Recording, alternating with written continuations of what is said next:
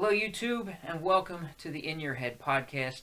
I'm your host, Jesse, and with me today's podcast is super artist Josh Carter. Hey, thank you. I'm honored to be here. How are you, Josh? I'm doing rather well. Rather well. Awesome. Yes. I'm glad to hear it. I feel good. But I'm going to start you off where we start off all our guests, unfortunately, with our intro question, our statute of initiation. Yeah, well, everybody's got to go through this part first to be on the podcast. So this is the statute of initiation. Okay. So I prepped you. So what can you tell me of a story you might have that you did something mildly illegal or maybe illegal that you're not too proud of? So, if you remember Anthrax, not the band or not the band. No, the chemical. The chemical. I was probably 9 or 10 years old around the time that the anthrax scares were going on. Around 2001, 2002, all that mess? Okay. So I got my hands on a bunch of anthrax, and I killed a bunch of people with anthrax. I sent it to my principal. I sent it to my cousins. Everybody's dying. Everybody dying from the anthrax. No, I'm just kidding. Unfortunately, folks, this is the last episode of the In Your Head podcast. It's been fun. No, so what do you really got for us there, Josh? All right, so when I was a kid, during the anthrax scare. Actually, wait a minute. Hold on. I got to make sure of how old we are here because are we that far apart in age? 29. Okay. So that would put anthrax. What? It was about 2002. 2002. Yeah, okay. Because the 9/11 happened in 2001. I can't remember if the anthrax was pre 9/11 or not. I think it was all after because that's when terrorism became a thing. Yeah. You know, terrorism was wasn't as big back then. So, do you know those bomb bags that you could buy from like 7-Eleven? You squeeze them and then they inflate, right? And then some of them are like smelly, like they smell like farts, like a really bad poop fart. So I took one of those, and I used to spend a lot of time at my grandparents' house just because they would like watch me during the summer. And by watch me, I mean let me do like whatever I wanted. So I one day I decided I was going to pull a prank on one of my neighbors, and I decided that I was going to wrap a fart bomb bag up in aluminum foil and write on it, "Step here," and leave it in this neighbor's mailbox. So I did that, and I hung out like on the road outside of that person's house like all day, and I waited for them to come home, and I watched them take it out of their mailbox, look at it, put it on the floor, and then they like ran inside. These like two elderly people. So then I left, and I went back, and I was talking to my grandpa, and I was like, I did it. I went over there and I did that. And he was like, they're gonna think it's anthrax. And I just thought he didn't know what he was talking about, and I thought he was talking about the train company Amtrak. Oh, jeez. Because he had a thick Italian accent. Okay. Yeah, they're gonna think it's anthrax. And I was like, Grandpa, this has nothing to do with trains. It's a harmless fart bag prank. But so apparently they called the bomb squad. Oh, they called the police, and apparently, so I didn't see any of this, but their son had came over and said, I was like walking around later, and he came up to me and he was like, "Hey, did you see anybody do anything weird at the house today?" And I was like, "What do you mean?" And then he was like, they put like somebody put something in the mailbox, like like an aluminum thing, and I was like, "Yeah, that was me." And cause like I'm like 9, and anytime like an adult asks me anything, I'm just gonna be like, "Yeah, whatever you want. That's the truth. I'm a kid. Yeah. You have the authority here." So and then he was like, we called the police, and they had the bomb squad, and they probably have your fingerprints. Anyways, my parents had to come over and pick me up from my grandparents' house, and so it was a big whole thing, and I was crying. I cried that day. That was the first day I cried as a child, which was weird because I was 10. Well, that one would stick with you. Yeah. I would assume. So what came of it? So I guess I can't leave it there. I have to know. I mean, it didn't stop me from doing other weird stuff and funny. I think I was just shy for a while and was like, just felt really dumb about that. No, but I mean, what about the incident? Did anything ever develop from nothing? Nothing ever developed. Part of me thinks that he was lying. That the cops came and everything. But I don't know because anthrax was huge at that time, and the people were pretty uptight that I terrorized their mailbox. Those people, I apologize to you. So it was definitely something that stuck with you for a while. I'll never forget it. Oh man, that's great what timing. A dumb prank too. Like, why did I think they would step on it? Because it says step here. I must be like an idiot. What kind of idiot would do that? Well, you were too young to know how to do the flaming bag trick, maybe. Oh yeah, no. Also too big of a wuss. I wouldn't.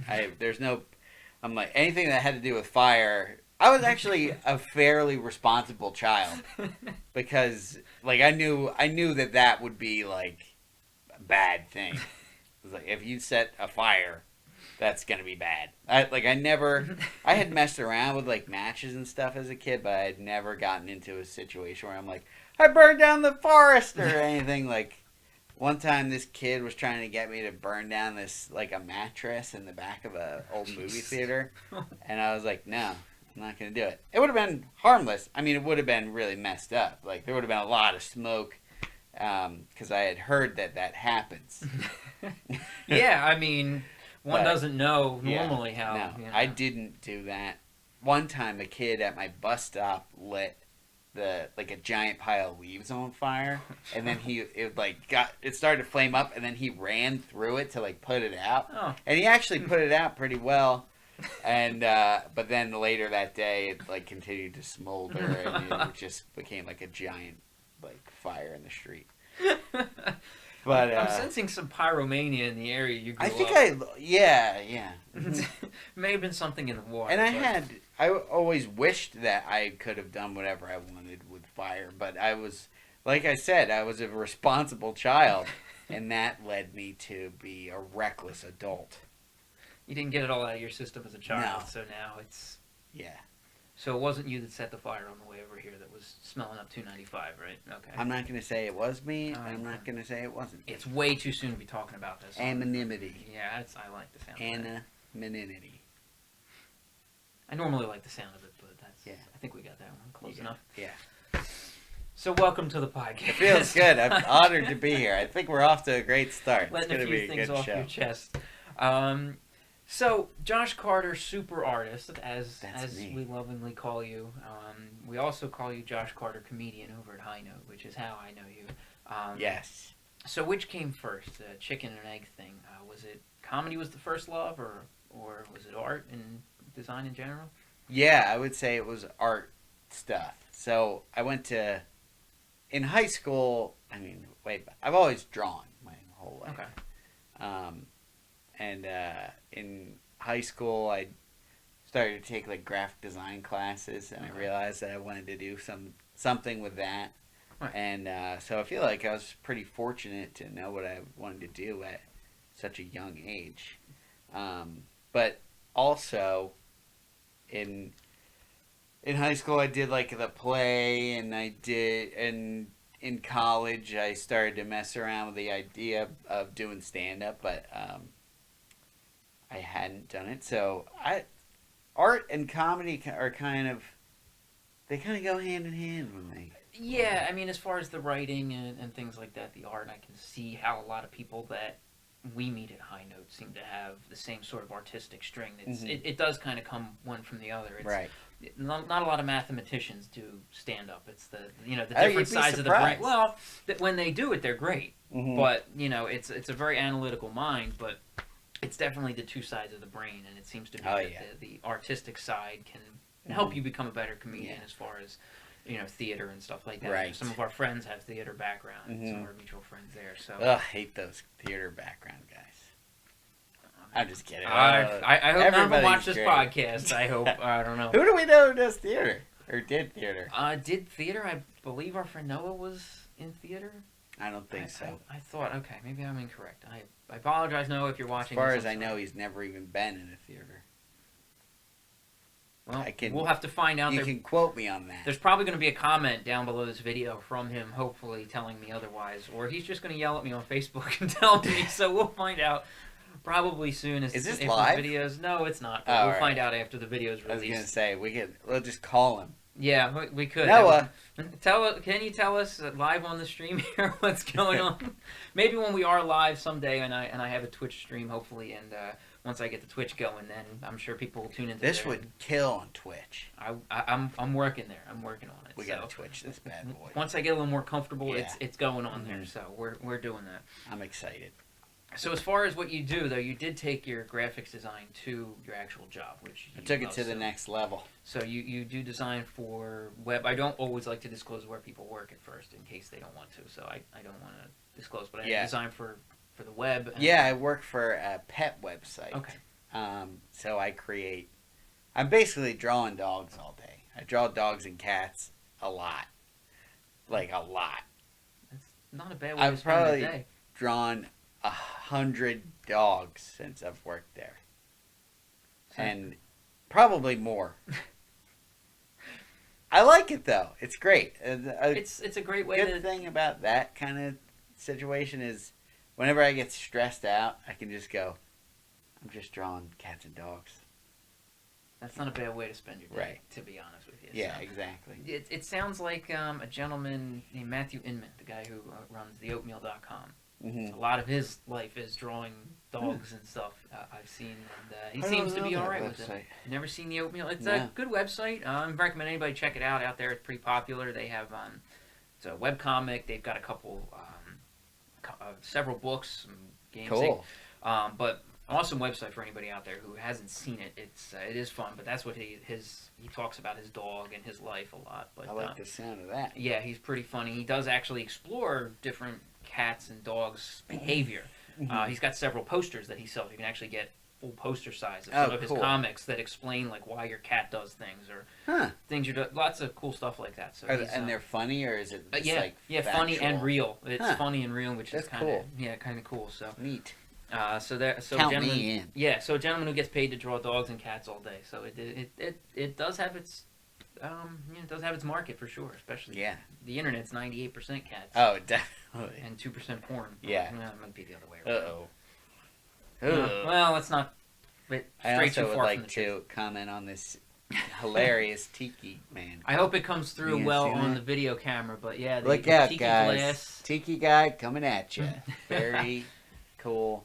Reminds me of the Brady Bunch. Oh, yes. The old style. That one where they go to Hawaii.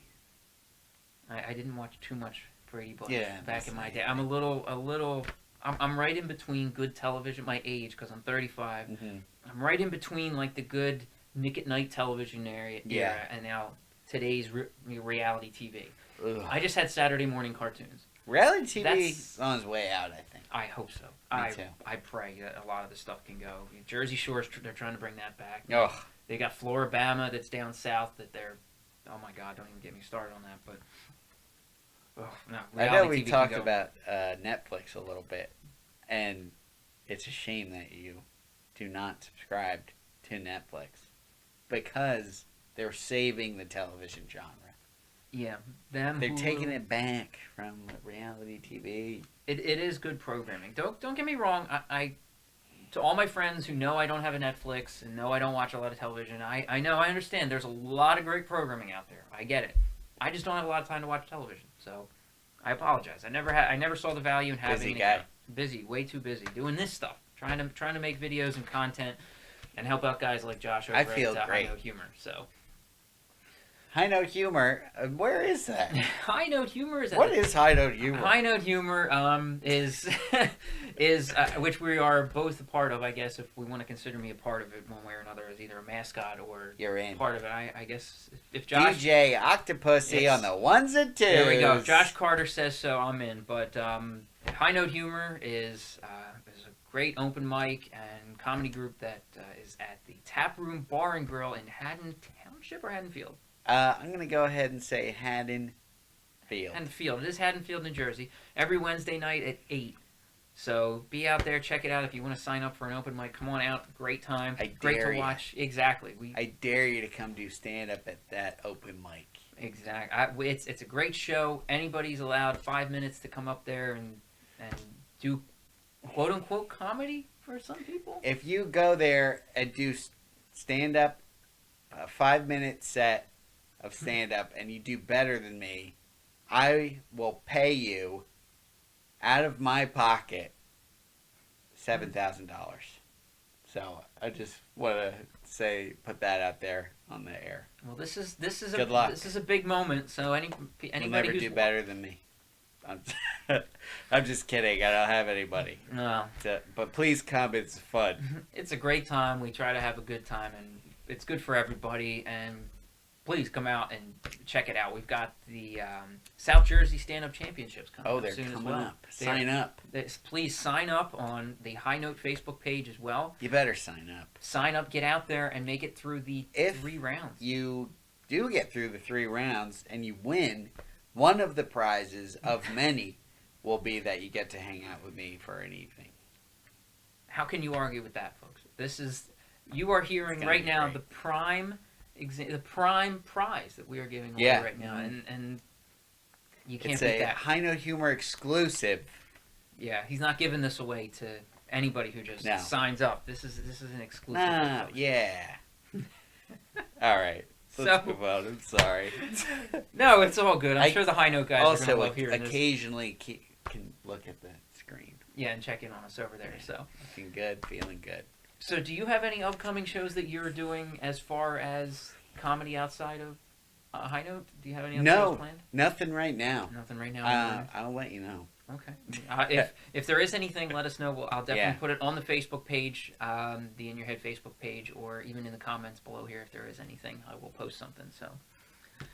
So then the next thing I have to ask you, Josh, as I've asked everybody else so far, is as I'm a little bit of a gamer geek, as you found out by the arcade cabinet that's right over there to our side. I want to ask everybody, what is your favorite video game? I'm gonna say, hands down. Now, if it's a series, pick one. I know some people have a series, like don't just say Final Fantasy, but like if there's a series or something like that, if there's that one game that if you see it and walk by the cabinet, you're gonna pick it up. It is a series, but it's one game out of the series. Okay. And it's Donkey Kong Country. The original Super Nintendo? Okay. No, I'm sorry, not Super Nintendo. Wait, yeah.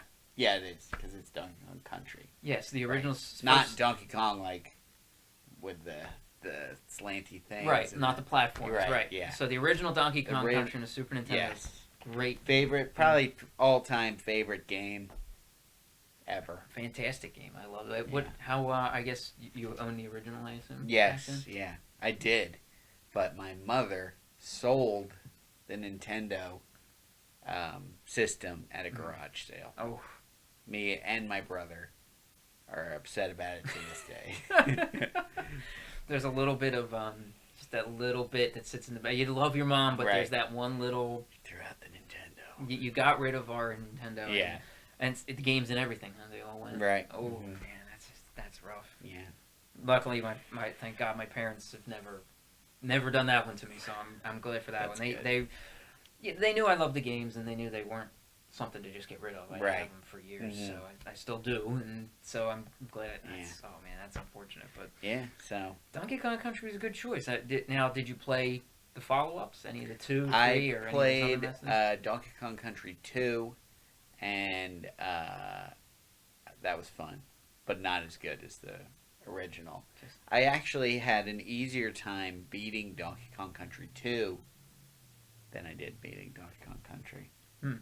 There was a lot to do in that game. I mean, you look for 101%, and you're trying to to get everything. You got to get those every red balloon. Good luck. Yeah, everybody wanted every one up, every bonus stage, every animal to get all the animal stages. Hidden place. That game could keep you busy for a while. Yeah. It was a fun every game. Shortcut. Yeah, every barrel that. Yeah. It was a great game. It was. There was a lot of there's replay. One of my best friends, Patrick Desiato, thinks that he's better at that game than I am, and he's wrong. He was wrong about that. This could be something that we'd have to explore. I think. This could be something for a future. I just want to get this out on the record. Absolutely, I'd love to Twitch with you about it. This would be a future Twitch, and I hope maybe we could live stream these two playing this game. I think I can set this up, and I think I have the original Donkey Kong Country cart here in the house. So. Donkey Kong Country cart. Yeah, the cart. The cartridge. I have the original cartridge. Oh, okay, because I thought you meant. No, not Donkey Kong. I think there was a driving game. Yeah, there's probably a driving game. Yeah, but no, I had the original, so we'd have to see if we can set this up. Speaking of carts, one of the best levels in Donkey Kong Country is when you're on the mine cart. Minecart madness. That was brutal, that level. Excuse me. That was perfect timing. Yeah. And that was that was a tough one, but a very gratifying one. If you did it. By the time you rode through the exit, you were like, "Yes, I'm the best at video games." It was a It also good made feeling. me want to ride like a roller coaster or something. The sound, I think. Yeah. A lot of people said that game had some of the best audio of any Super Nintendo game almost ever. The music in the water stages and in stages like that, because you had some levels that were so vast and open. You're just in these cavernous levels with just the black background, and the audio there was no music. And it was just you. There's another like the levels where you're like in the jumping from like palm tree to palm tree in like the rainforest. Yeah, and it's raining, and it was a beautiful game. Yeah, it was absolutely, and it probably got to be on the top of some of the best games of all time. I would assume so. Beautiful game. So let's go to our next segment. Before we started this, we had Josh sit down with some markers and do some drawing as far as whatever came to his head. So we're going to bring that up on screen right now. That is true. This is a true segment. So this is what Josh drew while he was here. So we're going to have a look at it here, which is easier than us looking over there to the television. So Josh started with the Cobra Kai looking logo here that we got.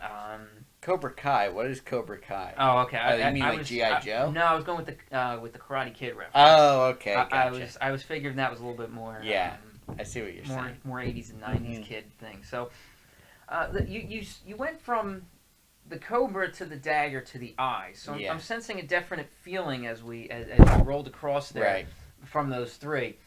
And then you went down and you said, you know what, I need to take it just a little bit darker, and you went to the skull. So, yeah. So I'm trying to see. So, I mean, how does this work? Because I've never heard of this test before. Well, this was a test I saw when I was a lot younger. It was similar to an IQ test, and they did it to children, 5, 6 years old, and it was more. You could use the circles in any way, like to use the circles or to draw what you wanted in a circle. A lot of people would draw wheels or things like that. You draw a bike between the two of them. Right. They could use the circles to do things like that. I almost did boobs. Okay, well, I was gonna do. Yeah, that would have been a hilarious set of boobs. Oh man, we missed out. Well, there's an idea for the next guest. So if hopefully the next guest will watch this one. Yeah. But to see how everybody uses these is I want to see what comes through people's heads as they, they're pinned down. He was set to a time limit, 5 minutes. Right. So to see what he could come up with, and to see the different logos as they, I guess they're almost little individual logos, which is what I kind of like about them. They all kind of stand alone on their own with artistic merit. I was gonna say I'm just gonna do a bunch of logos and then snake and knife, an eye, a skull, and a flower and a cat came out. Yeah, because after the skull, you decided that you were going a little dark.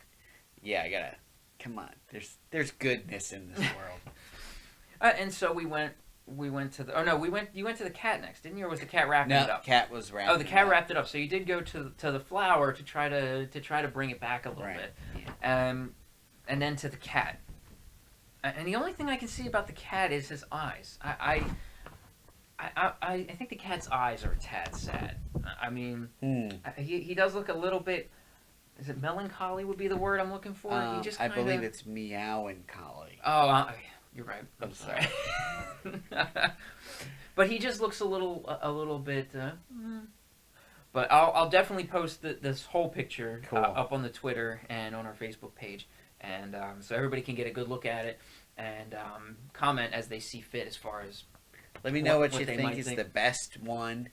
Yeah, and I'm gonna make sure that Josh gets a copy of this so he can use these in the future. I'd like to see that. The eye actually is what I'm impressed about, because the drawings, as far as artistic merit, they're all good. Believe me, you don't want to see what I would do, but the eye grabs my attention. That in that time frame, it looks fantastic. It just it looks right. It looks like it should be. It's an eye. There's no maybe. I'm an eye guy.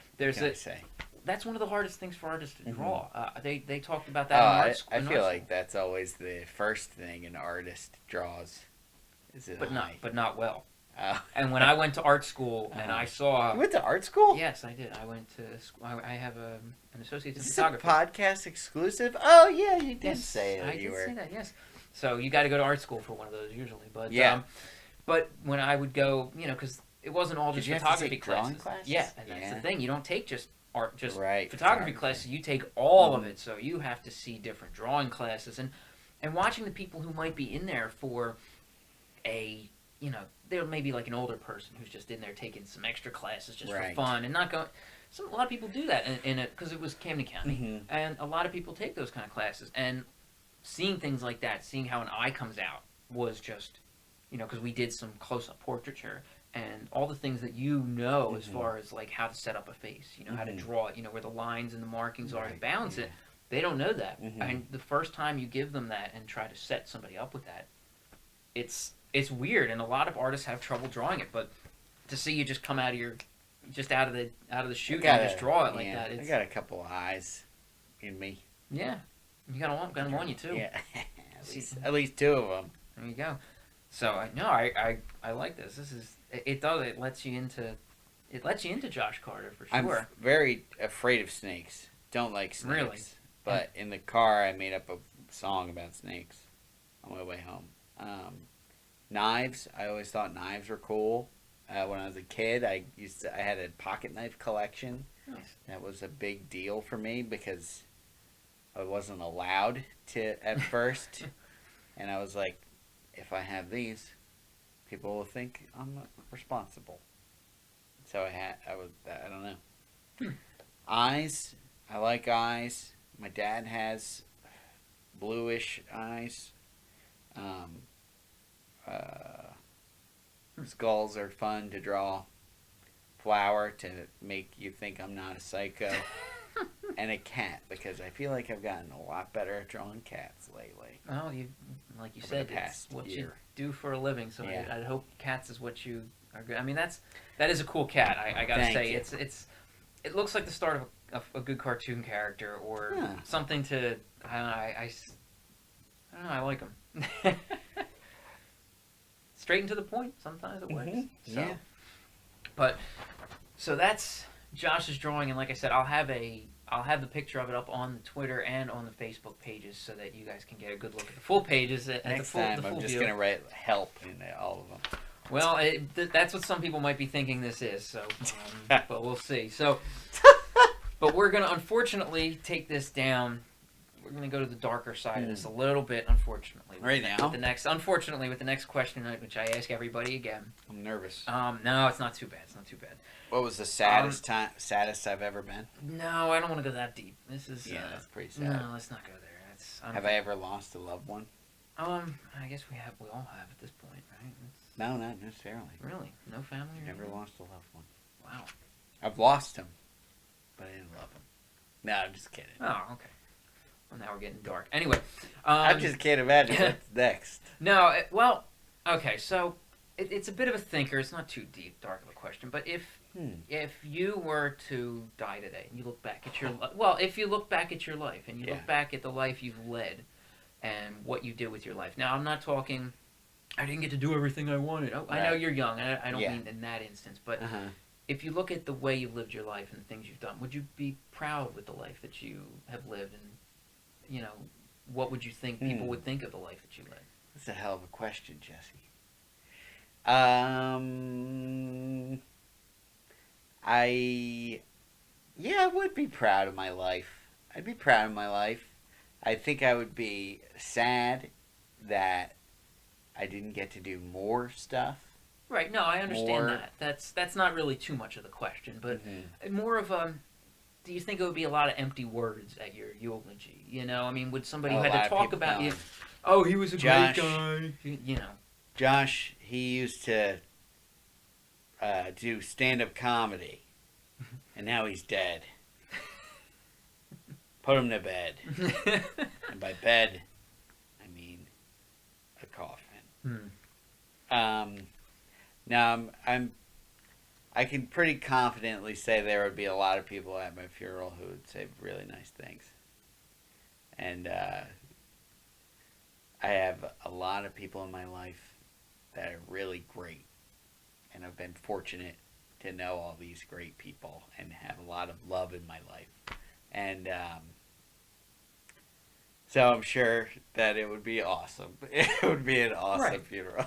Yeah, that's what I mean as far as the question. Yeah. I know you haven't done everything. And if I was 80 doing this podcast still, then we can have that part of the question, But I know we're all in our 20s and 30s, so it's kind of hard to say, I haven't done everything. Yeah, I know. Right.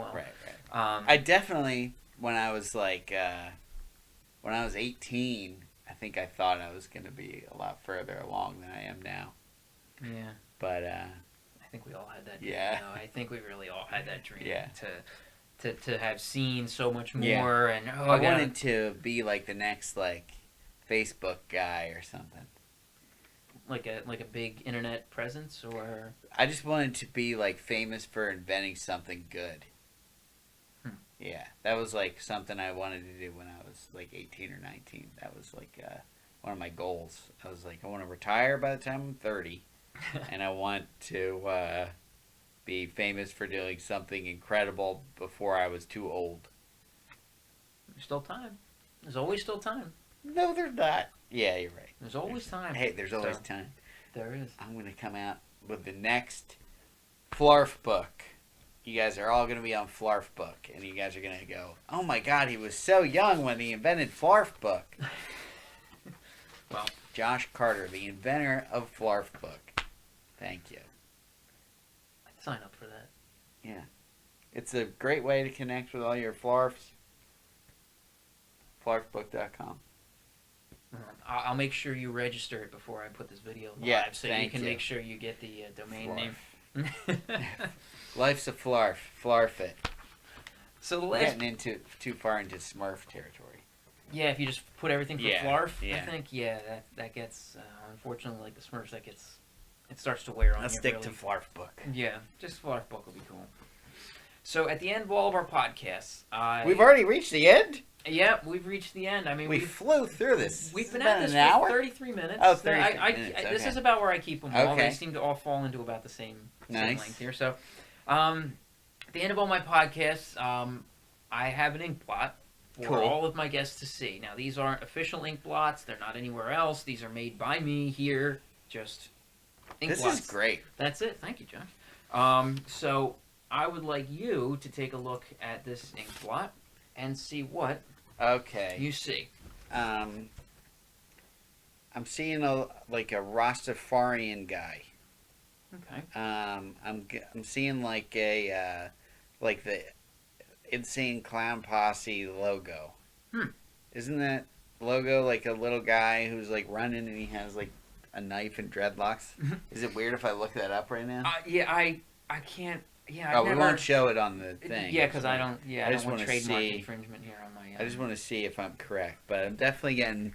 Well, there's There's some cartoonish elements to it. I'm seeing like a Bugs Bunny kind of thing, like two Bugs Bunnies kissing face to face. Okay. I'm getting a Stormtrooper mask, a Predator mask, Darth Vader style mask, kind of bigger picture thing. Yeah, I can definitely see the mask. It is a bit of a bubbly kind of blot, so it definitely has that cartoony look. I can see what you're saying. Let me look up that insane plant pussy thing.